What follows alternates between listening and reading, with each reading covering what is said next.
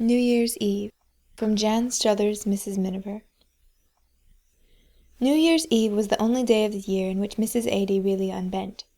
Christmas she held to be of little account, though she cooked the turkey and the mince pies faithfully enough, and took a benign interest in the children's presents.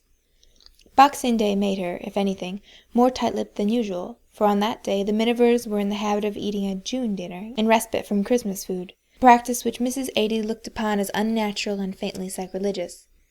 There was a "no good can come of this" expression on her face as she served up the clear soup, the fish mayonnaise, and the summer pudding, made of bottled currants and raspberries. But up till now nobody had so much as choked on a fish-bone. On New Year's Eve, however, Mrs. Adie always invited the whole family into the kitchen for hogmanay tea. There were scones and oatcakes and shortbread and rowan jelly, and a Melrose sponge cake sent down by her brother, and a Selkirk bannock sent down by her sister, and in addition to all these she managed to provide a constant supply of fresh drop scones all through the meal. She let the children take turns in pouring spoonfuls of batter onto the hot griddle, and in watching each little sizzling yellow pool go beautifully brown round the edges. She even let Gladys make a few, on condition that she gave up her regrettable Sassenach habit of calling them flapjacks. After tea came an even greater treat, the fortune-telling. Clem and Vin pushed the table back, and they all settled down round the kitchen fire, while Mrs. Adie produced a large iron saucepan, 7 bowls of cold water, and a box full of pieces of lead which she had somehow collected during the past 12 months from various sources, such as plumbers and roof-menders. At this time of year Vin always took care to lock up the cupboard in which his sea-fishing tackle was kept. He was afraid that Mrs. Adie might have her eye on the weights. While the lead was still melting in the saucepan, the children were allowed to peer over it and watch. But when all the dull grey lumps had dissolved into a pool of liquid silver, Mrs. Adie made everybody move back to a safe distance. Then she arranged the 7 bowls of water in a row on the hearth, pulled on a pair of old leather gauntlets, lifted the pan off the fire, and poured a generous dollop of lead into each bowl. The noise it made as it entered the water was peculiar and rather frightening, something between the crack of a pistol shot and the hiss of an angry swan. Toby always blocked his ears and stood very close to Clem, and Gladys, who was new to this ceremony, gave a shrill "Ooh!" and retreated into the scullery. "Come out there," said Mrs. Adie contemptuously. "It'll not hurt you. If you run from your lead, you'll run from your luck." Obedient to the power of rhythm and alliteration, Gladys came back. Marvellous, thought Mrs. Miniver, the way almost any Scot, in almost any situation, can coin a phrase which has the authentic ring and cogency of an ancient proverb. And now Mrs. Adie knelt down on the hearth, took off her gloves and fished the bright silvery fortunes out of the water, and began to interpret them. The lead had hardened into most fantastic shapes like groups of statuary, like fern fronds, like intricate machinery, like outstretched wings, like gnarled olive trees.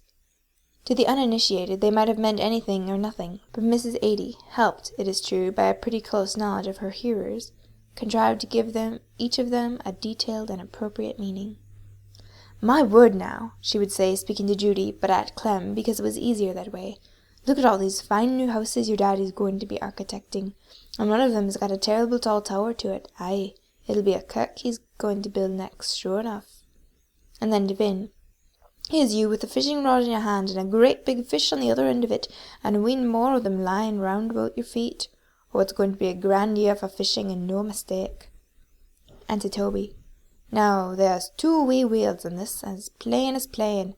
That'll be that bicycle you're wanting for your birthday, my lamb.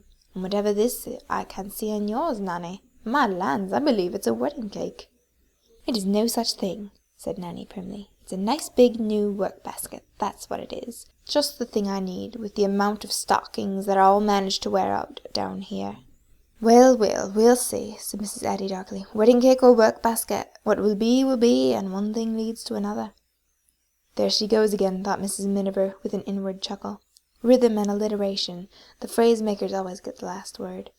She herself was sitting in a big wicker armchair at one side of the range. She had drawn back a little because of the heat, and from where she sat, half in shadow, the scene looked wonderfully theatrical.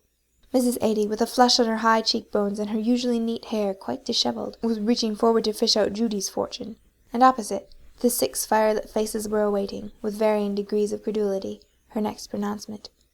It didn't matter, after all, whether the fortunes came true, or whether anybody believed in them. What matters was that here at least was one small room full of warmth and happiness, shut in by frail window-panes from a freezing, harsh, and inexplicable world. All one could do was to be thankful for moments like these. During the next 12 months, perhaps the remaining odds and ends of their civilization would have been tipped into the melting pot, and not even Mrs. Adie. But she had become aware that her own fortune had just been told out of the 7th bowl, and that she had not heard a word of it. "Thank you so much, Mrs. Adie," she said, with a smile, taking the cold, queer-shaped lump of metal onto her palm.